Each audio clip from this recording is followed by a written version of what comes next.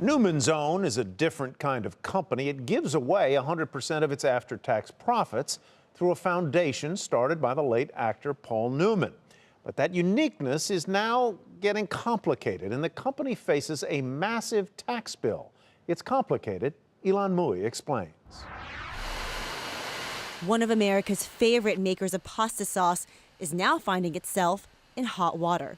Newman's Own is facing a crushing tax penalty this year that company executives say will force them to put the business up for sale unless Congress can come up with a solution.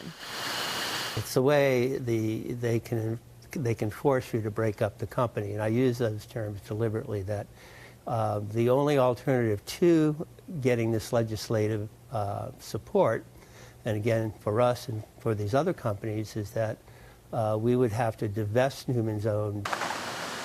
Hollywood star Paul Newman established his namesake company more than 35 years ago. It's best known for making marinara sauce, but it also makes salad dressing, lemonade, and hundreds of other pantry products.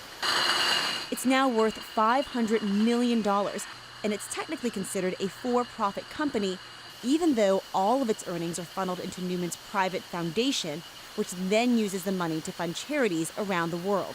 That model worked well while Paul Newman was alive, but after he died in 2008, an obscure provision of the tax code kicked in, prohibiting his private foundation from owning more than 20% of a for-profit company. So now, if the foundation doesn't give up control of the business, it will get hit with a fine worth 200% of the value of the company. Executives say there's no promising buyer yet. The equity of the brand is about our social purpose, our 100% of profits to charity. So anybody trying to buy Newman's Own has to deal with that particular issue. And what will be the consumer's reaction if that company is not giving 100% of its profits to charity? It's hard to figure. The Tax Cuts and Jobs Act is passed.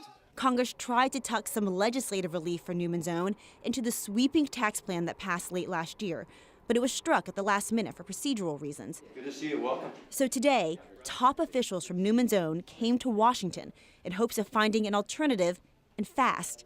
Executives say they need an answer by the end of the first quarter, or the credits could roll on Newman's Own.